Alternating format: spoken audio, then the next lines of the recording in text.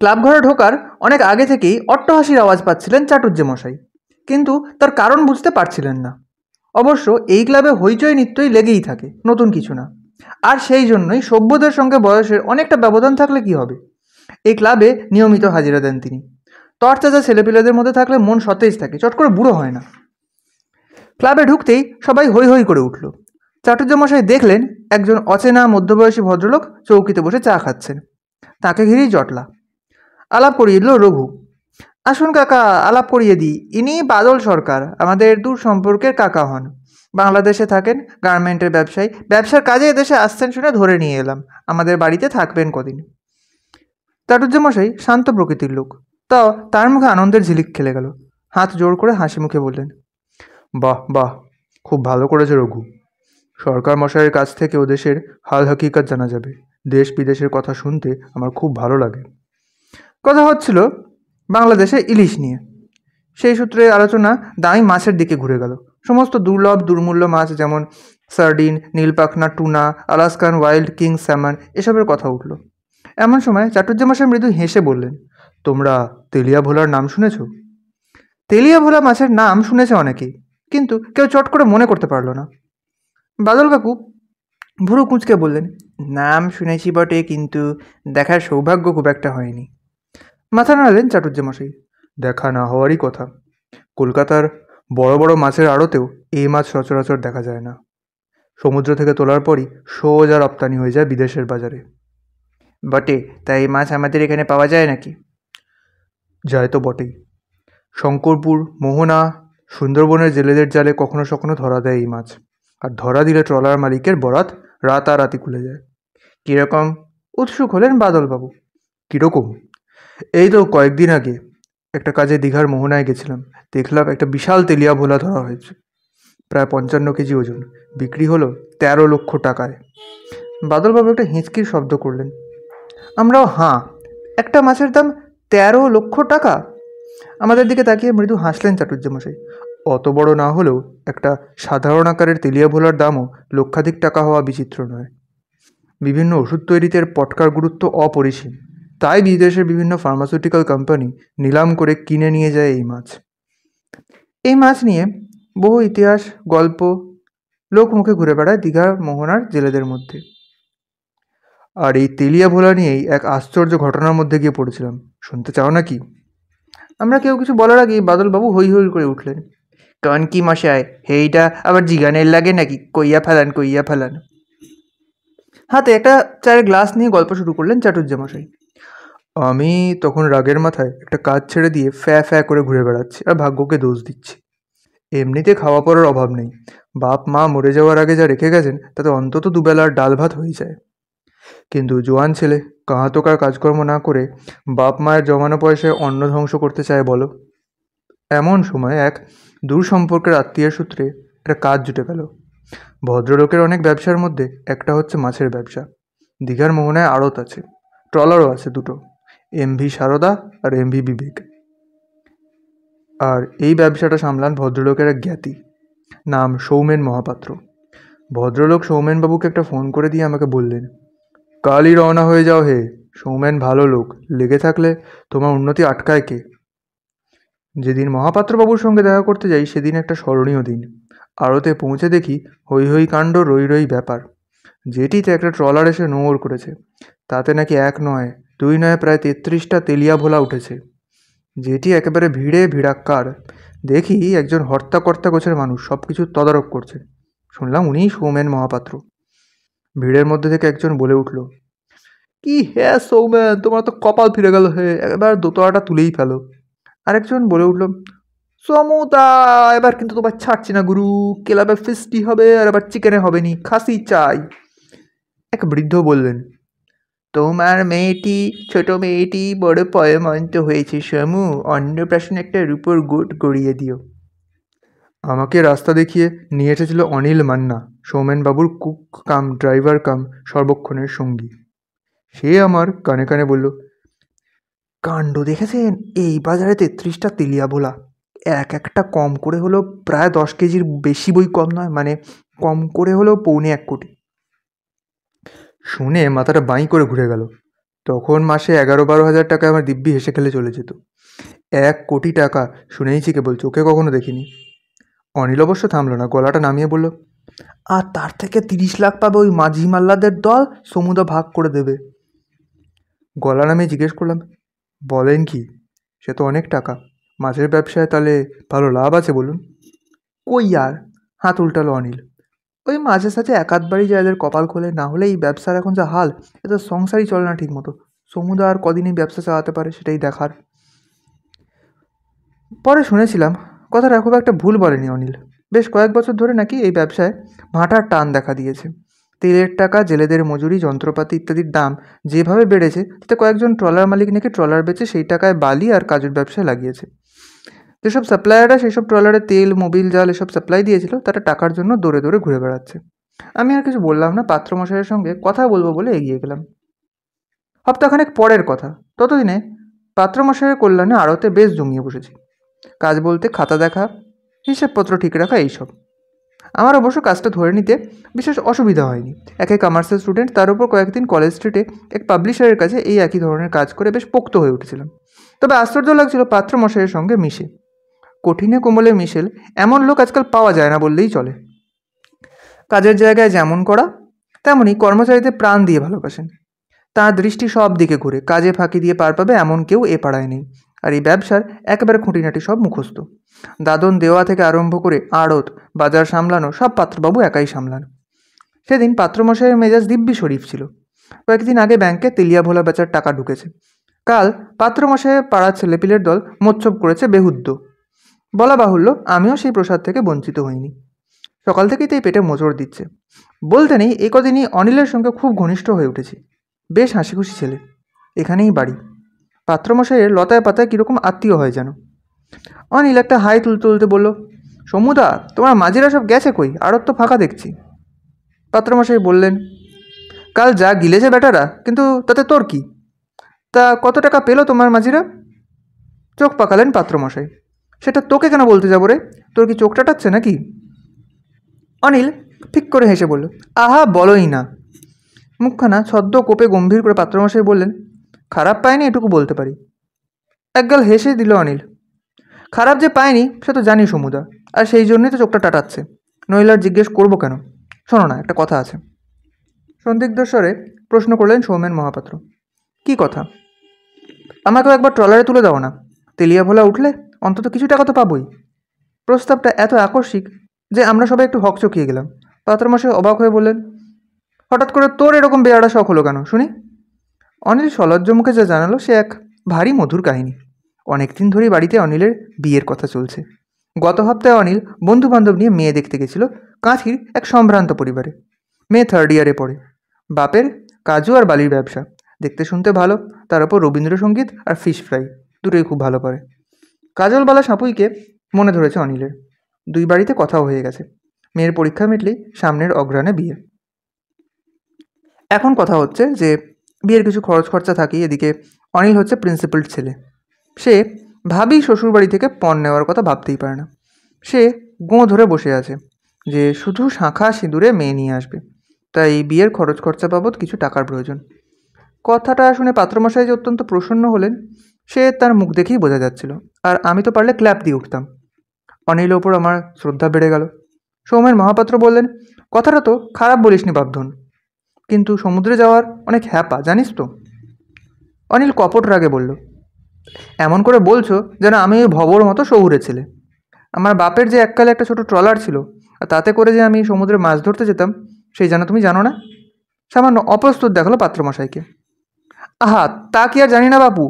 সুনীল কাকাকে এই পাড়ায় কে না চেনে? তবে কথাটা হচ্ছে গিয়ে, তুই তো সমুদ্রে বেশি গভীরে যাসনি, কাছে পিঠে গিয়েছিস। কথাটা অন্যভাবে নিস না। সুনীলদার ট্রলার তো বেশি গভীর সমুদ্রে যাওয়ার মতো ছিল না। এদিকে তেলিয়া ভোলা গভীর জলের মাছ, যেখানে পাওয়া যায় সেখানে যেতেই লাগে দিন দুয়েক, আসতেও তাই। অত দিনের ধকল কি তুই নিতে পারবি? আলবাত পারবো, অনিল চড়া হেসে বলল। সমুদ্রে যাওয়ার অভ্যেস তো আছেই, কয়েকদিন ঝালিয়ে নিলেই ব্যাপারটা সড়গড় হয়ে যাবে। আর ভবও তো থাকবে সঙ্গে, বিপদে পড়লে ওই গার্ড দেবে আমাকে। দুজনে মিলে একটা ট্রিপ করে আসি না সমুদা? আমি হাঁ, পাত্রমশাইও তাই। তারপর সবাইকে চমকে দিয়ে হা হা করে হেসে উঠলেন তিনি। সাব্বাস অনিল, সাব্বাস, কথাটা বেড়ে বলেছিস ভাই। ভবর মতো কলকাতার বাবু, যে কিনা পুকুর আর সুইমিং পুল ছাড়া সাঁতার কাটেনি কোথাও, আর গঙ্গা পারাপারের জন্য লঞ্চে চড়া ছাড়া অন্য কোনো ভেসেলে চড়েনি, সে যাবে তেলিয়াভোলা ধরতে, সমুদ্রে মাছ ধরতে যাওয়া এমনকি কঠিন কাজ দীঘা মন্দারমণিতে আউটিং করতে আসার মতোই সহজ, তাই না রে? অনিল হাসিটা ধরে রেখে বলল, তা নয় গো দাদা, আসলে ও থাকলে একটু ভরসা পাই। তুমি তো জানোই ও কতবার আমাকে বিপদ আপদ থেকে বাঁচিয়েছে। কথাটা যে খুব মিথ্যে তা নয়, আবার পুরোপুরি সত্যিও নয়, ব্যাপারটা খুলে বলা দরকার। জানি না তোমরা জানো কি না, আমার একটা অদ্ভুত ক্ষমতা আছে। আমি যদি কারো খুব ঘনিষ্ঠ বন্ধু হই বা কারো ব্যাপারে খুব চিন্তা করি, তাহলে তার কোনো আসন্ন বিপদের ছায়া আমার মনের চোখে ভেসে ওঠে। অনিলের সঙ্গে আলাপ পরিচয়ের কয়েকদিনের মধ্যে ওকে একবার বলেছিলাম আগুন থেকে সাবধানে থাকতে, আর একই দিনে ওর পায়ের ওপর জ্বলন্ত স্টোভ পড়ে অনেকটা পুড়ে যায়। সেই থেকেই দেখেছি আমার ওপর ওর একটা আলাদা বিশ্বাস এসেছে। প্রায় কোনো গুরুত্বপূর্ণ কাজে বেরোবার আগে আমাকে জিজ্ঞেস করে যায় আজ যাওয়াটা শুভ হবে কি হবে না, বা হঠাৎ করে জিজ্ঞেস করে যায় আজ ওর মায়ের বাঁ চোখ নেচেছে, সেটা ভালো না খারাপ। আমি ওকে যতই বোঝাই যে এসব কুসংস্কার, এতে মাথা ঘামানো মানে মনকে দুর্বল করা, ছেলে কিছুতেই শোনে না। এরকম আরও ছোটোখাটো কিছু ঘটেছে, তাতে আমার ওপর ওর বিশ্বাস দিনে দিনে বেড়েছে। পাত্রমশাই গম্ভীর হয়ে বললেন, বাজে কথা রাখ অনিল, ছেলে মানুষের মতো বায়না জুড়িস না। মাঝি হওয়া কি মুখের কথা? কত রোদে পুড়তে হয়, নোনা জলের গন্ধ মাখতে হয়, দিক চিনতে হয়, স্রোত চিনতে হয়, রাতের আকাশ চিনতে হয়, মোহনার বাঁক চিনতে হয়, তবে গিয়ে না একজন ভালো মাঝি তৈরি হয়। ভবর পুকুরে মাছ ধরার অভিজ্ঞতাই নেই, আর আমি ওকে ভেসেলের সঙ্গে তেলিয়াভোলা ধরতে পাঠিয়ে দেবো। আমার কি মাথা খারাপ হয়েছে? এটা অঘটন ঘটলে তার দায় কে নেবে? কথাটা খুব আঁতে লাগলো বুঝলে। তখন আমার প্রথম যৌবন, ওই বয়সটাই স্পর্ধার বয়স, অসম্ভবকে ছুঁয়ে দেখার বয়স, খ্যাপা মোষের শিং রোখের মুঠোয় চেপে ধরার বয়স। আমি বলে ফেললাম, কেন, এমন কি হাতি ঘোড়া কাজ শুনি? এত লোকে পারলে আমি পারবো না কেন? না সৌমেনদা, আমি যাবই। পাত্রমশাই আরও গম্ভীর হয়ে বললেন, প্রশ্নই ওঠে না ভব, তুমি আমার এখানে কাজ করো, তোমার প্রতি আমার একটা দায় দায়িত্ব আছে, তোমাকে মৃত্যুর মুখে ঠেলে দেওয়ার কোনো ইচ্ছেই আমার নেই। কিন্তু শেষমেশ আমার আর অনিলের চাপে পাত্রমশাইকে রাজি হতেই হলো। একে তো উনি দুজনকে অত্যন্ত স্নেহ করেন, তার উপর অনিল জোর দিয়ে বলল যে আমাকেও পরে 1 মাস ট্রেনিং দিয়ে একেবারে চোস্ত করে তুলবে। তখন শীতকাল, সমুদ্র এমনিতেই শান্ত থাকে, ফলে বিপদের ভয় কম। তাই 7-5 ভেবে পাত্রবাবুও নিমরাজি হয়ে গেলেন। পাত্রমশাইয়ের ভেসেল সাম্রাজ্য বেশ বড়। কয়েকদিন পর তারই একটা ছোট নমুনা টেনে মহা উৎসাহে আমার সমুদ্রযাত্রার ট্রেনিং শুরু হয়ে গেল। রোজ ভোর ভোর উঠি, সামান্য ব্যায়াম করে ব্রেকফাস্ট করে নিই। তারপর অনিল ওর স্কুটার নিয়ে চলে আসে আমাকে তুলতে। আমাদের ট্রেনিংয়ের দায়িত্বে আছে বুড়ো আসগার মাঝি। এখন বয়স হওয়ায় সমুদ্রে যেতে পারেন ঠিকই, তবে এলাকা প্রায় সব জোয়ান মাঝি আসগারের হাতে তৈরি। প্রথম প্রথম মন্দ লাগছিল না। সকালের দিকে সমুদ্র শান্ত থাকে, তাছাড়া অক্টোবরের শেষ দিক ঝড়ঝঞ্ঝা তুফানের চান্স নেই। তাই একটু একটু করে রোজই দূরত্ব বাড়তে লাগলো। প্রাথমিকভাবে বিষয়টা একটু সড়গড় হয়ে গেলে একটু একটু করে ভেসেলের অন্যান্য কাজকর্ম রপ্ত করা শুরু করলাম, যেমন compass, navigational GPS, VHF operate করা, এইসব। যদিও এসবের দরকার নেই, যে ভেসেলে যাবো বলে ঠিক হয়েছে তাতে অভিজ্ঞ মাঝি মাল্লা কম নেই, খানিকটা নিজের শখেই শিখে রাখা আর কি। এমন সময় একটা ঘটনা ঘটলো। দিনটা ছিল বৃহস্পতিবার, তার উপর পূর্ণিমা। সাগরে সেদিন স্রোতের টান অন্য দিনের তুলনায় একটু বেশি। ফিরে আসছি এমন সময় হঠাৎ করে দেখি আমাদের লঞ্চটা বেগড়বাই করা শুরু করেছে। সাইকেলের চাকা টাল খেলে যেমন হয় ঠিক তেমন। খাঁড়ি মুখটা পেরিয়েছি, দেখি লঞ্চ বাবাজি এক বগ্গা হয়ে ধেয়ে চলেছে বাঁদিকের তীরের দিকে। আজগার মাঝিকে জিজ্ঞেস করে দেখি তার ভুরুতে গভীর ভাঁজ। বলল, কী করে হলো জানি না বাবু, হঠাৎ করে দেখছি স্টিয়ারিং লক হয়ে গেছে, ঘোরাতেই পারছি না। অনেক বিরক্ত হয়ে বলল, স্টার্ট করার আগে দেখে নাওনি কেন? আজকাল মাথা চুলকে জবাব দিল, এতক্ষণ তো সব ঠিকঠাকই ছিল বাবু, দিব্যি তো ঘুরে এলাম। কোথাও কোনো গড়বড় দেখলেন? হঠাৎ করে কী যে হলো, কথাটা মিথ্যে নয়। এদিকে হঠাৎ করে দেখছি খাঁড়ির জল একদম শান্ত হয়ে গেছে, বিন্দুমাত্র ঢেউ নেই। একটু আগে আকাশে পাখিদের ওড়াউড়ি নজরে আসছিল, এখন সেটাও নেই। চারিদিকের অস্বস্তির ভাব। আস্তে আস্তে ভেসেলটা তীরে গিয়ে ভিড়ল। আসগার নোঙর ফেললো, তারপর বিরক্ত হয়ে কল কবজা নেড়ে ঘেঁটে দেখতে দেখতে বলল, চিন্তা করবেন না বাবু, এ ভেসেলের নারী নক্ষত্র আমার চেনা, একটু টাইম দিন ঠিক হয়ে যাবে। আমি বললাম, চলো অনিল, আশপাশটা একটু হেঁটে আসি। আসগার মিয়া যতই বলুক, আমার মনে হতো এই জিনিস ঠিক হতে টাইম নেবে। আজকের মাঝে একটু তক্তা পেতে দিল ঘাট অবধি। সেটা বেয়ে আমি আর অনিল নেমে এলাম সেই নোনা আঘাটায়। আমরা চারিদিকে চেয়ে একটু অবাকই হলাম। সমুদ্রের ধার ঘেঁষে এত ঘন ঝাউবন চট করে চোখে পড়ে না, বোঝাই যাচ্ছে যে এদিকে লোকজন আসে না। অনিল ঝাউবন কেয়াঝোপ এসব ঠেলে ভেতরে ঢোকার চেষ্টা করছিল। আমি বললাম, আরে কি করছো, ওর মধ্যে সাপ খোপ কী আছে জানা নেই, কী দরকার যাওয়ার? অনিল বলল, এখন শীতকাল শুরু হয়েছে ভব, সাপ খোপের ভয় নেই। আর তুমি শহুরে লোক, তোমাদেরও সবাই ভয় থাকতে পারে, আমরাই জলাবাদার লোক, এসব নিয়ে আমাদের সংসার, এসবে আমাদের ভয় পেলে চলে? কি আর করা, অগত্যা লোকটার পিছু নিতেই হলো। ঝোপঝাড় ঠেলে মোটামুটি মিনিট 10 হাঁটার পর জঙ্গল একটু পাতলা হয়েছে। একটা আশ্চর্য জিনিস নজরে এলো। সেটা আর কিছুই না, একটা ভাঙাচোরা মন্দির। উচ্চতা বেশি নয়, দেড় মানুষ সমান হবে, তাই বাইরে থেকে নজরে আসেনি। মন্দিরটা পাথরের তৈরি, লাল রঙের পাথর। নোনা হাওয়ায় এমনিতেই বাড়িঘর খুব বেশি টেকে না, এরও তাই অবস্থা। চূড়া ভেঙে পড়েছে, দেওয়াল ধসে পড়ছে, বোঝাই যায় যে শেষের সেই দিন আর বেশি দূরে নেই। অনিল ভুরু কুঁচকে বলল, এখানে এই জঙ্গলের মধ্যে মন্দির? আশ্চর্য ব্যাপার তো। আমি বললাম, আশ্চর্যের কী আছে, এমন কত ভাঙাচোরা মন্দিরই ছড়িয়ে আছে বাংলার গাঁয়ে গঞ্জে, এটাও সেরকম একটা কিছু হবে। অনিল মাথা নাড়ে বলল, হুম, ব্যাপারটা এত সহজ নয় ভাবু। এই মোহনা, খাঁড়ি আর তাছাড়া আশেপাশের এলাকা, এর ইঞ্চি ইঞ্চি আমাদের চেনা। আর দীঘা মন্দারমণিতে আজকাল এত ট্যুরিস্ট আসে যে ফাঁকা জায়গা বিশেষ নেই বললেই চলে। আমাদের নজর এড়িয়ে একটা পুরনো মন্দির এখানে রয়েছে, আর আমরা লোকাল লোকজন তার খবর রাখি না। হুম, কিছু তো একটা গড়বড় আছে। বলতে বলতেই অনিল মন্দিরটার দিকে এগিয়ে গেল, আমিও গেলাম পেছন পেছন। গিয়ে দেখি মন্দিরটার হাল দূর থেকে যতটা ভেবেছিলাম তার থেকেও অনেক বেশি খারাপ। ঝুরঝুরে দেওয়ালে টোকা দিলে পাথর খসে যাবে এমন অবস্থা। একটা ঝড় এলেই সব ভেঙে চুরে শেষ হয়ে যাবে। অনিলের ভুরু কোঁচকানো ভাবটা যায়নি। সে এদিক ওদিক তাকিয়ে বলল, আশ্চর্য, তো অবাক কাণ্ড। বললাম, আবার কি হলো? কিছু না বলে মাটির দিকে আঙুল দিয়ে দেখালো সে। দেখি মাটিতে এদিক ওদিক ছড়ানো আছে কিছু কড়ি আর ধানের ছড়া, সব কটাতেই সিঁদুর লাগানো। একটু খুঁজে পেতে একটা কলা পাতা, শেষ হয়ে যাওয়া দুটো ধূপের কাঠি, একটা মাটির প্রদীপ, ছোট ধুনুচি, এসবও খুঁজে পাওয়া গেল। এবার আমার ভুরু কুঁচকানোর পালা। মানে এখানে নিয়মিত পুজো হয়? এ তো সত্যি অদ্ভুত ব্যাপার। এই নিরালা নির্জনে কে আসে পুজো দিতে? অনিল এদিক ওদিক তাকিয়ে বলল, ব্যাপারটা আমার খুব একটা সুবিধের লাগছে না বাবু। আর একটা জিনিস লক্ষ্য করেছ, এমন নয় যে নিয়মিত এখানে পুজো হতো, রিসেন্টলি শুরু হয়েছে। কথাটা সত্যি। যেখানে নিয়মিত পুজো হয় তার একটা লক্ষণ থাকে, তেল সিঁদুর দিয়ে ল্যাপা মূর্তি, প্রচুর পুরনো প্রদীপ, একটা ঢিবির মতো জায়গা যেখানে ধূপকাঠি গোঁজা থাকে, বাতাসে ধূপধুনোর গন্ধ, ইতিউতি ছড়িয়ে থাকা ফুল বেলপাতা, এইসব। এখানে সেসব কিছুই নেই। এমনকি যে প্রদীপ আর ধনুচি পড়ে আছে সেগুলো রীতিমতো নতুন। অনিল বিড়বিড় করতে করতে বলল, এই নির্জন জায়গায় এমন একটা ভাঙাচোরা মন্দির, সেখানে আবার পুজোর সামগ্রী। না বাবু, আমার ভালো ঠেকছে না। এখন ফেরা যাক, পরে না হয় লোকজন নিয়ে আসা যাবে। এতক্ষণে আজগার মাঝে নিশ্চয়ই স্টিয়ারিং সারিয়ে ফেলেছে। আমি চারিদিকে তাকিয়ে দেখলাম। তোমরা তো জানো আমার একটা আশ্চর্য ক্ষমতা আছে, কোথাও কোনো অলৌকিক কিছু ঘটলে আমার ষষ্ঠেন্দ্রিয়তে ধরা পড়ে। আমার মন বলছিল এখানে তেমনই কিছু একটা ঘটছে, তবে সেই অনুভূতির প্রাবল্য বড়ই ক্ষীণ, পদ্মপাতায় বৃষ্টির ফোঁটা পড়েই হারিয়ে যাওয়ার মতন। ফিরে আস্তে আস্তে একটা জিনিস দেখে থমকে গেলাম। মন্দিরের পেছনে ঝাউবনের একটু ভেতরে কি একটা পোঁতা আছে না মাটির মধ্যে? অনিলেরও চোখে পড়েছে সেটা। আমরা দুজন পায়ে পায়ে এগিয়ে গেলাম সেদিকে। গিয়ে বোঝা গেল জিনিসটা কি। একটা নৌকোর গলুই। নৌকোটার প্রায় পুরোটাই চাপা পড়েছে বালির তলায়, বালির ওপর শুধু মাথাটা জেগে আছে, প্রায় এক মানুষ সমান। অনিল অস্ফুটে বলল, সর্বনাশ করেছে। বললাম, কি হলো? যে নৌকোর গলুই এত বড়, সে তো বিশাল বড় নৌকো, কম করে 30-40 জনের ভেসেল। আমি প্রথমে বুঝলাম না এতে সর্বনাশের কী আছে। অনিলই ব্যাখ্যা করে বোঝালো, নৌকোর গলুই দেখে বোঝা যায় নৌকোটা কত বড়। এই যেমন অনিল বুঝেছে, কিন্তু গলুই দেখে এও বোঝা যাচ্ছে যে এ নৌকো হাল আমলের নয়, পুরনো কালের, অনেক অনেক পুরনো। জিজ্ঞেস করলাম, কত পুরনো? আগেকার দিনে যেমন পালতোলা নৌকো ভেসে বেড়াতো এই নদীতে সাগরে, ঠিক তেমন। আমি অবাক হয়ে বললাম, এতদিনে পুরনো নৌকো এখানে পোতা আছে আর এখনও ধসে পচে যায়নি? অনিল বলল, সেটাই তো আশ্চর্যের, এত পুরনো নৌকো এই নোনা জলে হাওয়ায় টিকে থাকলো কী করে?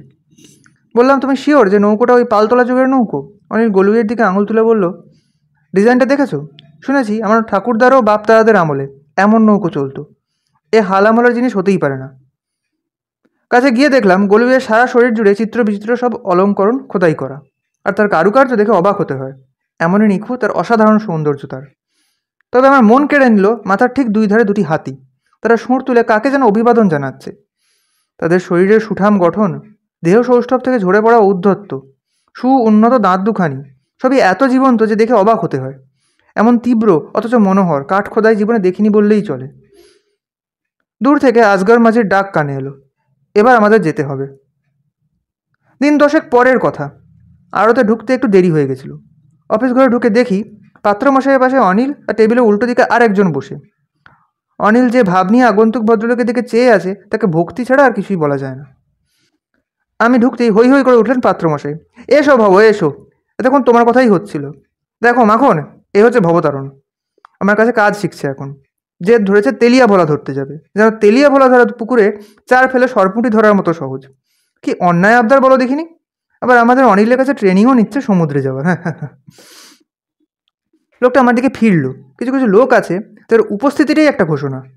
এই লোকটা সেই রকম, পাকানো আঁটোসাঁটো চেহারা, চওড়া কপাল, তীব্র অথচ ঘোলাটে চোখ।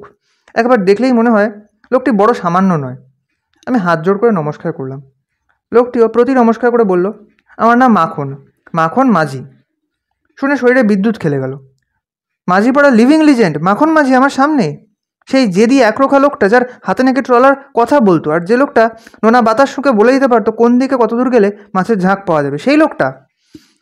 জেলে পড়া সব উঠতি মাঝিদের কাছে হিরো একজনই, আইডল একজনই, মাখন মাঝি। আরও শুনেছি লোকটির বেপরোয়া একরোখা স্বভাবের কথা। মায়ের পুজো না করে সে ট্রলারে পা রাখতো না। রগচটা মানুষ, বেশিরভাগ সময় পড়ে থাকতো নেশা করে, কিন্তু ট্রলারে পা দিলেই যেন অন্য মানুষ। ট্রলার নিয়ে শিকারি হাঙরের মতো ধেয়ে যেত মাছের পাড়ের দিকে। তার নির্দেশে জাল ফেললেই যেন কোন অনির্দেশ্য মন্ত্র বলে মাছের ঝাঁক উঠে আসতো সেই জাল বেয়ে। তারপর জলের যুদ্ধ জয় করে সমুদ্রের নোনা বাতাস বুকে মেখে সে যখন বন্দরে ফিরত, তখন সে আবার অন্য মানুষ। সবাই উৎসবে ভাসলো, সে চলে যেত নিজের ঘরে। আবার নেশা করতো, শুধু গম্ভীর গলায় বলতো, মা চণ্ডীর কৃপা। পাত্রমশাই বললেন, বুঝলে ভাবো, একটা সময় ছিল যখন আমাদের ট্রলার জলে গেলেই পেট ভরে মাছ আনতো। ও যখন ছিল আমরা প্রায় 20 বার তেলে ভোলা তুলেছি। ওর জন্যেই তো বলতে নেই আমাদের এত নাম ডাক। মাখনও তো কম টাকা কামায়নি, সেও গেল যেন মা লক্ষ্মীর আশীর্বাদও আমাদের উপর থেকে চলে গেল। মাখন অল্প হেসে বলল, অমন বলবেন না বাবু, আপনারা সাপোর্ট না দিলে মাখন মাঝি কি আর সেই জায়গায় পৌঁছাতে পারতো? যাক, ফের তাহলে জলে নামছি কবে? আবার চমকাবার পালা। মাখন মাঝির বয়স শুনেছি 65-র কাছাকাছি, আরও ছেড়েছে বহুদিন। জমানো টাকা দিয়ে বালির ব্যবসা করে এখন নাকি বেশ বড় লোক। 2 ছেলেকেও সেই ব্যবসায় লাগিয়েছে। সেই মাখন মাঝি এই বুড়ো বয়সে আবার সমুদ্রে যাবে মাছ ধরতে, কিন্তু কেন? আমার দিকে চেয়ে পাত্রমশাই বোধহয় প্রশ্নটা বুঝতে পারলেন, একটু গম্ভীর হয়ে যা বললেন তা এইরকম। মাখনের অবস্থা আগের থেকে অনেক পড়ে গেছে। 2 ছেলে বাপের সঙ্গে ঝগড়া করে আলাদা হয়ে গেছে ব্যবসার ভাগ নিয়ে। সেই শোকে মাখনের স্ত্রীও দেহ রেখেছেন বছরখানেক হলো। এককালের দোর্দণ্ড প্রতাপ মাখন মাঝির এখন প্রায় বিক্রির অবস্থা। তাই মাখন চাইছে একবার শেষবারের মতো সমুদ্রে যেতে। তেলিয়া ভোলা আনতে পারলে একটা বড় টাকা পাবে সে। সেই টাকা নিয়ে স্থাবর অস্থাবর যা কিছু আছে সব বেচে বুঝে মাখন চলে যেতে চায় তার গ্রামের বাড়ি। শেষ জীবনটা শান্তিতে সেখানেই কাটাতে চায় সে। এই যাত্রাই তার শেষ সমুদ্র যাত্রা, কর্মমুখর জীবন থেকে তার বিদায় সঙ্গীত। অনিল কিছু একটা বলতে যাচ্ছিল, পাত্রবাবু তার আগেই বলে উঠলেন, মাখন, তুমি যে আবার সমুদ্রে যাবে এ আমাদের কল্পনাতেও ছিল না। তুমি তৈরি হও, নতুন ভেসেল আছে, কামিন্সের ইঞ্জিন। অনিল আর ভব যাবে সঙ্গে, আর সঙ্গে জনা 5 ভালো জেলে দিয়ে দেবো। বাবু, তুমিও রেডি হয়ে নাও, এর থেকে বড় সুযোগ আর পাবে না। নিজের কানকে আমার বিশ্বাস হচ্ছিল না। আমার প্রথম সমুদ্রযাত্রা, আর সেটাও জেলে পড়া সাক্ষাৎ লিজেন্ডের সঙ্গে। মাখন উঠে পড়ল, গম্ভীর গলায় বলল, তাহলে ওই কথাই রইল বাবু। 5 দিন পর অমাবস্যা, পাঁজিতে দেখেছি শুভ যোগ আছে, ওই দিনই বেরোবো। আমি আগের দিন চলে আসবো এখানে। পাত্রমশাই উঠে দাঁড়ালেন, বললেন, এককালে আমাদের অনেক সেবা করেছো মাখন, আমারও কর্তব্য তোমার খারাপ সময় তোমার পাশে দাঁড়ানো। কথা দিচ্ছি, এবার যদি সেরকম তেলিয়া ভোলা আনতে পারো তাহলে 1-এর 3 নয়, তুমি অর্ধেকই পাবে। মাখন মাঝি পাত্রমশাই হাত চেপে ধরল, তারপর চোখ মুছতে মুছতে বেরিয়ে গেল সে। পরের কয়েকদিন মহা উৎসাহে হই হই করে কেটে গেল। আমাদের সঙ্গে যাবে MV বিবেক, নতুন ইঞ্জিন, তবুও সব যন্ত্রপাতি চেক করে নেওয়া হলো। বাইরের দিকটা রং করা হলো এক প্রস্থ।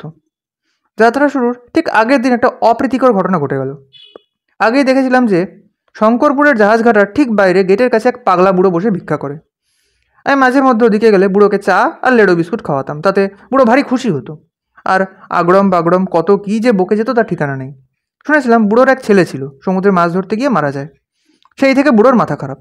জেলেদের দেখেছি ভেসেলে রসদ ভরার সময় বুড়োকে কিছু না কিছু দিতে। জিজ্ঞেস করতে অনেক বলেছিল লোকটার নাকি ভবিষ্যৎবাণী করার স্বভাব আছে, আর তার কিছু কিছু হঠাৎ করে মিলেও যায়। তাই ভয় হোক বা ভক্তিতে হোক, জেলেরা বুড়োকে এটা ওটা দিয়ে তুষ্ট রাখে। আগের দিন আমি আর মাখন কাকা জাহাজ ঘাটা দিয়ে যাচ্ছিলাম তদারক করতে। ততদিনে মাখন মাঝি আমার কাকা হয়ে উঠেছে। কাকার সঙ্গে রোজই বিভিন্ন মাছ ধরতে যাওয়ার অভিযানের গল্প শুনি। এই কদিনেই বুঝেছি লোকটা বাইরে রুকুসুকু হলে কি হবে, অন্তরে স্নেহ ভালোবাসার অভাব নেই। আর ছেলেদের আলাদা করে যাওয়াটাও যে লোকটাকে ভেতরে ভেতরে একেবারে নিঃস্ব করে দিয়েছে সেটাও বুঝতে পারলাম।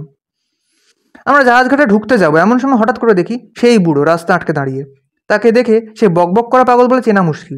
তার চুলগুলো উস্কো খুস্কো, 2 চোখ লাল, হাড্ডিসার রোগা বুক জুড়ে জেগে উঠেছে শত সহস্র রাগী উপশিরা। বুড়ো রাস্তা আটকে ফ্যাস ফ্যাসে গলায় দাঁত খিঁচিয়ে বলে উঠল, তোর লোভ এখনো যায়নি? এত খেয়েও শান্ত হলি না তুই? আয়, এবার আয় তুই, মা নিজেই তোকে টেনে এনেছে, বুঝলি? তো সব গেছে, আরও যাবে, সব যাবে, সব নষ্ট হবে। মাখন কাকার বেশ কিছু অনুরাগী আশেপাশেই ছিল। তারা তাড়াতাড়ি বুড়োকে সরিয়ে নিয়ে গেল। বুড়ো গেল বটে, তবে সাপমন্নি করতে করতে। মাখন কাকা কিছু বলল না। খানিকক্ষণ বুড়োর দিকে অপলক চেয়ে রইল। আমি বুড়োকে সামলাতে গেলাম। এসে দেখি মাখন কাকা নেই। কাউকে না বলে কোথায় যেন চলে গেছে। পরের দিন সব জিনিসপত্র নিয়ে তৈরি হয়ে পৌঁছতে পৌঁছতে আমার বেশ দেরিই হয়ে গেল। গিয়ে দেখি জাহাজ ঘাটে জুড়ে হই হই রব। বাকিরা আগেই পৌঁছে গেছিল। তারপর ঘাটের পাশে ঘট বসিয়ে সাড়ম্বরে মা চণ্ডীর পুজো করছে মাখন কাকা। সবাই প্রসাদ পেয়েছে। তার গন্ধে চারদিক ভুরভুর করছে। এমভি বিবেক নতুন ভেসেল। উঠে নিজের জায়গায় ছোট হ্যান্ডব্যাগটা রেখেই খেয়াল হলো একটা প্রয়োজনীয় ওষুধ আনতে ভুলে গেছি। ফের একবার ঘাটে নেমে এলাম। কাছেই মা শঙ্করী ফার্মেসি, চেনা দোকান। দোকানে ওষুধটা প্যাক করে বললেন, এই প্রথমবার সমুদ্রে যাচ্ছ ভাই, মায়ের আশীর্বাদটা নিয়ে গেলে পারতে। কথাটা মনে লাগলো, তাই একবার পুজোর জায়গাটা দেখতে গেলাম। গিয়েই মনে হলো আমার পা দুটোকে যেন মাটিতে আটকে দিয়েছে। ঘটের চারিপাশে ছড়িয়ে ছিটিয়ে আছে সিঁদুর লাগানো কড়ি, ধানের ছড়া, শেষ হয়ে যাওয়া ধূপের কাঠি, নতুন মাটির প্রদীপ আর ছোট ধুনুচি। যখন ফের জাহাজে উঠলাম তখনও বোধহয় আমার ভুরু কুঁচকেছিল। মাখন কাকা জিজ্ঞেস করলেন, কি ব্যাপার ভব, কিছু নিয়ে চিন্তা আছে মনে হচ্ছে, ভয় পাচ্ছ না তো? মাখন কাকাকে আশ্বস্ত করতে করতেই দেখলাম ভেসেল নড়তে শুরু করেছে। মাঝিরা উল্লাসধ্বনি করে উঠল। আমি একবার মা ভবতারিণীর নাম নিয়ে হাত জোড় করে মাথায় ঠেকালাম। আমাদের ট্রলার জল কেটে এগোতে লাগলো। স্টিয়ারিংয়ে মাখন কাকা, বাকিরা কেউ ডেকের ওপর, কেউ বা ইঞ্জিন ঘরে ব্যস্ত। আস্তে আস্তে দেখলাম ট্রলার একটা সরু খাঁড়িতে ঢুকছে। এটা বোধহয় সমুদ্রে যাওয়া চালু রুট নয়, কারণ বাকিদের দেখলাম মুখ চাওয়াচাওয়ি করতে। দুজন মাঝি এসে মাখন কাকাকে কি যেন একটা বলল। মাখন কাকা উত্তর দিতে দুজন ফের নিজের কাজে চলে গেল। আমি মাখন কাকার কাছে গেলাম। অনিলও ছিল। সে বলল, এটা কোন রুট ধরলে কাকা? মাখন কাকা উত্তর দিল, তোরা আজকালকার ছেলে এসব জায়গা চিনিস না। এ হচ্ছে আমার পয়া খাঁড়ি, বুঝলি? এককালে এই পথ দিয়েই লোকে সমুদ্রে যেত, তারপর নদীও বাঁক নিল, এই রাস্তাও লোকে ভুলে গেল। আমি দৈবাতের খোঁজ পাই। তারপর যতবার এই রাস্তা দিয়ে গেছি ততবার আমার ট্রলার কাঁড়ি কাঁড়ি মাছ নিয়ে ফিরেছে। এই আমার শেষ মাছ ধরতে যাওয়া। ভাবলাম তোদেরও খাঁড়িটা চিনিয়ে দিই। মায়ের কৃপা হলে তোরা একদিন মাখন মাঝির থেকেও ডবল ডবল মাছ আনবি। ট্রলার একটা জায়গায় আসতে মাখন কাকা ইঞ্জিন বন্ধ করতে বলল। আস্তে আস্তে ইঞ্জিনের আওয়াজ বন্ধ হয়ে গেল। চারিদিকে জলের শব্দ আর পাখিদের কলকাকলি। শনশন সমুদ্রের হাওয়া ছুটে যাচ্ছে। আমাদের কানের পাশ থেকে গড়িয়ে পড়ছে ঘামের ফোঁটা। আমাদের ভেসেলের গতি এখন প্রায় স্থির। মাখন কাকা দেখলাম ডান দিকে ঘুরে প্রণাম করলো, বিড়বিড় করে মন্ত্রও পড়লো একটা। আমি আর অনিল ততক্ষণে স্ট্যাচু হয়ে গেছি, কারণ এতক্ষণে এই খাঁড়িটা আমরা চিনতে পেরেছি। আর মাখন কাকা যে আঘাটার দিকে ঘুরে প্রণাম করছেন সেটাও আমরা চিনি। মন্ত্র পড়া শেষ হলে কাকা প্রসন্ন মুখে ইঞ্জিন চালানোর নির্দেশ দিলেন। আবার জল কেটে উদ্ধত রাজহাঁসের মতো ছুটতে লাগলো এমভি বিবেক। অনিল একবার জিজ্ঞেস করলো, কাকে প্রণাম করলে কাকা? মাখন কাকা বলল, মা চণ্ডীকে, আমার আরাধ্যা দেবী। কিন্তু এখানে এখন আঘাটা হলে কি হবে অনিল? এককালে এটাই ছিল এই অঞ্চলের সবচেয়ে বড় জাহাজ ঘাটা। শয়ে শয়ে নৌকো ছাড়তো এখান থেকে, আর কোথায় না কোথায় যেত। শ্রীলঙ্কা, চট্টগ্রাম, ভিয়েতনাম, বালি, মালয়েশিয়া। এই ঘাটের কি নাম কাকা? কখনো শুনিনি তো এর ব্যাপারে। এর নাম ছিল ধনাঘাট। ধনাঘাট? হ্যাঁ, ধনপতির ঘাট। কে ধনপতি আর তার নামে একটা আস্ত জাহাজ ঘাটার নাম কেন হয়েছিল সে আর জানা হলো না। একটু পরেই আমরা সমুদ্রে গিয়ে পড়লাম। ভেসেল ছেড়েছে প্রায় 9 ঘন্টা হতে চললো। সারাদিনে ঘটার মতো কিছুই ঘটলো না, তবে মাছ পাওয়া গেল প্রচুর। আমি শহরের ছেলে, এসবে অর্ধেক মাছ চোখেই দেখিনি কখনো। মাঝিদের মধ্যে বেশ একটা খুশির আবহাওয়া। আমি শুধু দেখছিলাম মাখন কাকাকে। এত সাবলীলভাবে অনায়াসে ট্রলার চালাচ্ছিল মাখন কাকা, যেন মনে হচ্ছিল অলস বাতাসে ভেসে বেড়াচ্ছে বিশাল অ্যালবাট্রস। আর এই সমুদ্র যেন হাতের তালুর মতো চেনা লোকটার। যেখানে গিয়ে জাল ফেলতে বলছে সেখান থেকেই প্রচুর মাছ ধরা পড়ছে। কোনো যন্ত্রপাতি নয়, কোনো আধুনিক প্রযুক্তি নয়, স্রেফ অসামান্য ইনটুইশন। দু একবার লোকটার কাছে গিয়ে কথা বলার চেষ্টা করলাম। লোকটা পাত্তা দিল না। ট্রলার সমুদ্রে গিয়ে পড়া স্টক লোকটা সেই যে মদ খাওয়া শুরু করেছে তার আর বিরাম নেই। অথচ স্টিয়ারিংয়ের মুঠো এক মুহূর্তের জন্য শিথিল হয়নি। শুধু মুখখানা গম্ভীর, আর চোখের কোনা সামান্য লাল। সন্ধে হয় হয়। তোমরা যদি কখনো সমুদ্রে যাও তাহলে দেখবে যে প্রথম দিকে ঢেউয়ের সঙ্গে যুদ্ধটা সয়ে সমুদ্রের গভীরে যাওয়ার পর সমুদ্র খুব শান্ত। আর সে ছিল ভারী মনোরম দিন। মাথার ওপর শীতের নির্মেঘ আকাশ, চারিদিকে সুনীল জলরাশি, ইঞ্জিনের গম্ভীর গুঞ্জন, ঢেউয়ের মৃদু উচ্ছ্বাস আর শনশন হাওয়ার শব্দ ছাড়া আর কোনো শব্দ নেই। মাঝে মাঝে দূর থেকে দু একটা অন্য ট্রলার দেখা যাচ্ছে। সন্ধ্যের পর জেলেদের সঙ্গে বসে এটা ওটা গল্প করতে করতে কেটে গেল। মাখন কাকা কারোর সঙ্গে খুব একটা কথা বলছে না। মাঝে একবার দুবার দেখলাম ডেকের সামনে গিয়ে হাত কোমরে রেখে শূন্য দৃষ্টিতে দূর দিগন্তের দিকে তাকিয়ে থাকতে। একটু পর কাকা আমাকে, অনিলকে আর জেলেদের সর্দারকে ডাকলো। বলল, এভাবে হবে না, এখানে অনেক ভেসেলের ভিড়, তেলে ভোলা এখানে নেই। ওরা নিশ্চয়ই তাড়া খেয়ে আরও দক্ষিণে গেছে, কাল আরও দক্ষিণে যেতে হবে।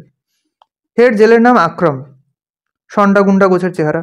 সে মাথা চুলকে বলল, কিন্তু কাকা, ওরা তো শুনেছি পূবের দিকে বেশি যায়, দক্ষিণের সমুদ্রে আরও উত্তাল হবে, এই ভেসেলে অত দূর যাওয়া কি ঠিক হবে?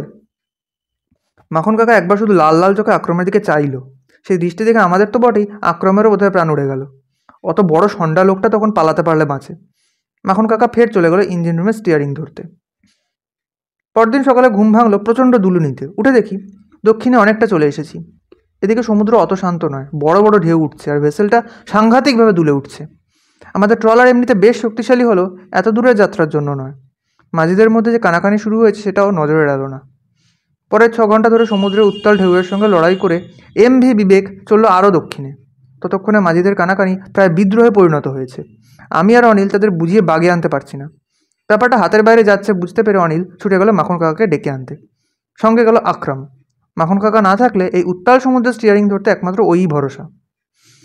মাখন কাকা এসে দাঁড়ালো সবার মাঝে। ততক্ষণে তার চোখ পুরো লাল, চুল উস্কো খুস্কো, পোশাক আলু থালু, চারিদিকে ভয়াল সমুদ্র গর্জনের মধ্যে সে এসে দাঁড়ালো কালান্তক অশনির মতো।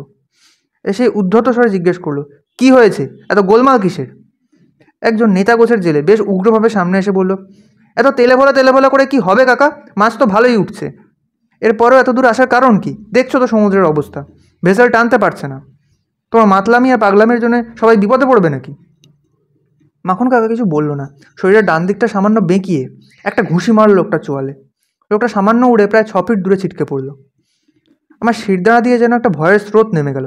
মাখন কাকার এই রূপ কি কেউ কখনো দেখেছে? চুলগুলো উঠছে যেন আগুনের শিখা, চোখের মনি বড় বড় হয়ে উঠছে, রগের শিরা ফুলে উঠেছে ক্রোধী কাল সাপের মতো। লোকটা এক টানে নিজের জামা ছিঁড়ে ফেললো ফরফর করে। আমরা অবিশ্বাস্য চোখে দেখলাম ওই 65 বছরের বুড়োটার সারা শরীরে কিলবিল করছে পেশি, তারা ফুলে উঠেছে এই দক্ষিণের সমুদ্রের ঢেউয়ের মতো। আমরা ভয়ার্ত চোখে সেদিকে তাকিয়ে রইলাম। মাখন কাকা একটা অচেনা কাটা কাটা গলায় বলল, এরপর যেন আর কারো বাঁদরামি না দেখি, নইলে জলে ফেলে দেবো। আর তোমরা নিশ্চয়ই জানো যে এখানে হাঙর আছে। বাকি মাঝিরা চুপ, আমি আর অনিল চুপ। মাখন কাকা ইঞ্জিন রুমে যাবে বলে পিছন ফিরল, আর তক্ষুনি আমি আর অনিল আশ্চর্য হওয়ার শেষ সীমানায় পৌঁছে গেলাম। মাখন কাকার পিঠের সমস্তটা জুড়ে দুটো মস্ত উল্কি আঁকা, দুটো উদ্ধত মদনমত্ত হাতির উল্কি, আর তাদের সুর দুটো এসে মিলেছে কাকার ঠিক কাঁধের কাছে। ওই হাতির ছবি আমি চিনি, তাদের বলিষ্ঠ দেহ ভঙ্গিমা, উদ্ধত সুর, উন্নত দাঁত, এসব আমরা দেখেছি কয়েকদিন আগেই। অনিল কিছু বলার আগেই শুনলাম মেঘের গুরু গুরু। তাকিয়ে দেখলাম সারা আকাশ জুড়ে ঘনিয়ে এসেছে অসময়ের ঝোড়ো মেঘ। তার ভ্রুকুটি দেখে অতি বড় সাহসেরও বুক কেঁপে ওঠে। আমরা তো সাধারণ মানুষ। ঝড়টা আছড়ে পড়লো দুপুর 3টে নাগাদ। সারা আকাশ ঘন কালো হয়ে এসেছে, তুমুল ধারে বৃষ্টি পড়ছে, সঙ্গে বজ্রপাত। মনে হচ্ছে যেন শেষ নাগের ক্রুদ্ধ ছোবল। সমুদ্রের জল ফুঁসে উঠেছে। ঢেউয়ের মাথায় আমাদের ভেসেল এমনভাবে দুলছে যেন মোচার খোলা। সমুদ্রের উন্মত্ত অনবরত ঢেউ ডেকের ওপর আছড়ে পড়ছে। সব কিছু ওলটপালট তছনছ হয়ে গেছে। জাল রাখা যাচ্ছে না, জাল বাঁধার হুইলের স্ট্যান্ড থরথর করে কাঁপছে। একবার একটা দমকা হাওয়া ঝাপট মারতে ট্রলারের কেবিনের কাজগুলো ঝনঝন করে বেজে উঠল। কিন্তু মাখন কাকার কোনো ভ্রুক্ষেপ নেই। লোকটা যেন একা হাতে লড়াই করতে নেমেছে সাক্ষাৎ সর্বনাশের সঙ্গে। তার মুঠোয় ধরা স্টিয়ারিং হুইল আমাদের ট্রলারকে এগিয়ে নিয়ে যাচ্ছে ওই ভয়াবহ হাহাকারের দিকে। একটু পরে যেটা শুরু হলো তাকে মহাপ্রলয় ছাড়া আর কিছুই বলা যায় না। মনে হলো কালো আকাশ আর তার নিচে আরও নিকষ কালো জলরাশির মধ্যে আমাদের ট্রলার যেন নিয়তির হাতের খেলনা। মাখন কাকার আক্রম ছাড়া বাকিরা ভেসেলের পেটের ভেতর গিয়ে লুকিয়েছে। আমি সিঁড়ির ঠিক মুখটার কাছে রেলিং ধরে দাঁড়িয়ে আছি। জানি মৃত্যু হয়তো সামনেই। আমার সারা শরীর ভিজে, শীতে আর ভয়ে থরথর করে কাঁপছি। তবু বারবার কেন জানি না মনে হচ্ছে মরণের এই প্রলয়ঙ্করী রূপ না দেখে মরলে আমার শান্তি নেই। চোখের ডান কোণ দিয়ে দেখলাম একটা মস্ত পাহাড়ের মতো ঢেউ এগিয়ে আসছে আমাদের ট্রলারের দিকে। তার সর্বগ্রাসী সর্বনাশী হাঁ দেখে বুঝলাম এবার আর আমাদের নিস্তার নেই। ভাবতে ভাবতেই ঢেউটা আছড়ে পড়লো ট্রলারের ওপর, আর আমাদের ভেসেলটা জলে সম্পূর্ণ ডুব দিয়ে উঠল। রেলিং থেকে আমার হাত ছিটকে যেতেও যায়নি। উঠে দেখলাম জালের হুইল ভেঙে পড়েছে আক্রমের মাথায়। সে অজ্ঞান হয়ে পড়ে আছে। বোঝার বাকি রইল না আমাদের ট্রলার আর মাখন মাঝির নিয়ন্ত্রণে নেই। বাকি জেলেরাও বোধহয় সবাই জ্ঞান হারিয়েছে। সলিল সমাধির হাত থেকে আর বোধহয় নিস্তার নেই। ঠিক এমন সময় হঠাৎ শুনতে পেলাম মাখন মাঝির পৈশাচিক চিৎকার। ঝড়ের হুঙ্কার ছাপিয়ে পাগলের মতো অট্টহাসি এসে উঠেছে সে। ওই ওই, হা হা হা, জানতাম এখানেই আছে ওরা। ওই দেখ তেলে ভোলার ঝাঁক, ঢেউয়ের ওপর কেমন নাচতে নাচতে যাচ্ছে। দেখ, হুইল ধর আক্রম, হুইল ধর, আমি জাল ধরতে যাচ্ছি। বলতে বলতেই দেখলাম আরেকটা ঢেউ ঝাঁপিয়ে পড়লো ডেকের উপর, আর তারপরেই দেখলাম মাখন কাকা আর নেই। অজ্ঞান হওয়ার আগে আকাশের দিকে চোখ গেল আমার। দেখলাম সমগ্র আকাশ জুড়ে কোল পেতে বসা এক আশ্চর্য নারী মূর্তি। মেঘই তার শরীর, মেঘই তার কেশরাজি, আর দুখানি চোখ যেন স্থির বিদ্যুতে আঁকা। কি আশ্চর্য ভয়ঙ্কর সুন্দর তার অবয়ব, যেন এই সমস্ত বিশ্ব চরাচর তার কোলে আসন পেতে বসেছে। সৃষ্টি, স্থিতি, বিলয় সবই তার ওই বদ্ধ জমাট কালো অবয়বের মধ্যে বাঁধা পড়ে আছে। আর দেখলাম তার দুই হাতে দুটি হাতি। তিনি একবার এক হাতিকে মুখে গিলে ফেলে উগড়ে দিচ্ছেন, আবার অন্য হাতে অন্য হাতিকে ধরে তাকে গিলে তাকেও উগড়ে দিচ্ছেন। কতক্ষণ এই আদিম অলৌকিক দৃশ্য দেখলাম জানি না। আমার শরীরের সমস্ত শক্তি তখন নিঃশেষ প্রায়। চোখের সামনে মৃত্যুর ভারী পর্দা নেমে আসছে, সারা চৈতন্য জুড়ে মরণের পদধ্বনি। আমার চোখ বুজে নেমে এসেছে শেষের সেই অমোঘ ঘুম, আর সেই বুজে আসা চোখের সামনে আকাশ জুড়ে চলেছে সেই অনৈসর্গিক খেলা। চরাচর জুড়ে ব্যাপ্ত এক মোহময়ী মেঘরমণী তার দুই হাতে ধরা দুই হাতিকে একবার গিলে ফেলছেন, আবার উগড়ে দিচ্ছেন। জ্ঞান হারানোর ঠিক আগের মুহূর্তে ঘাড় ঘুরিয়ে ভেসেলের অন্যদিকে তাকিয়ে চমকে উঠলাম। যেটা দেখলাম সেটার থেকে অবিশ্বাস্য আর কিছু হতে পারে না। কোন অলৌকিক বলে আমাদের ভেসেলের পেছনে এসে দাঁড়িয়েছে এক অতিকায় পালতোলা নৌকো, যেন প্রাচীন ইতিহাসের পাতা থেকে উঠে এসেছে সে।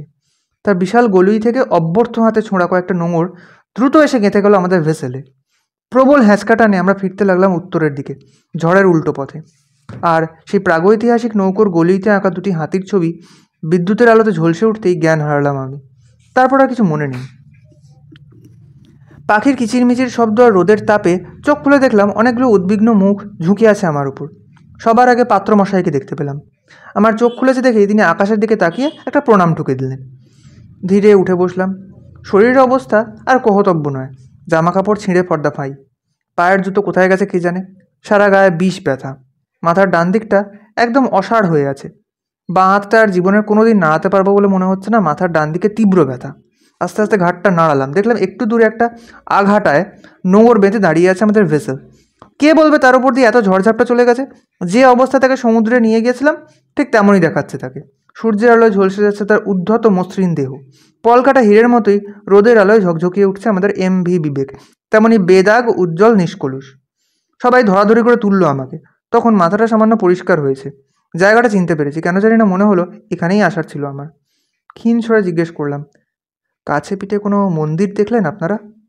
পাত্রমশাই বোধহয় অন্য প্রশ্ন আশা করেছিলেন, যেমন আমি কোথায়, এখানে কিভাবে এলাম, সেসব।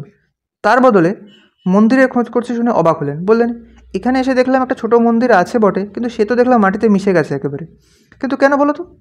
উত্তর দিলাম না। তার বদলে পরের প্রশ্নটা করলাম, আর একটু দূরে একটা মস্ত বড় নৌকো বালিতে পোঁতা ছিল না? সবাই মুখ চাওয়াচাওয়ি করলো। পাত্রমশাই বললেন, নৌকো বালিতে পোঁতা? কই না তো।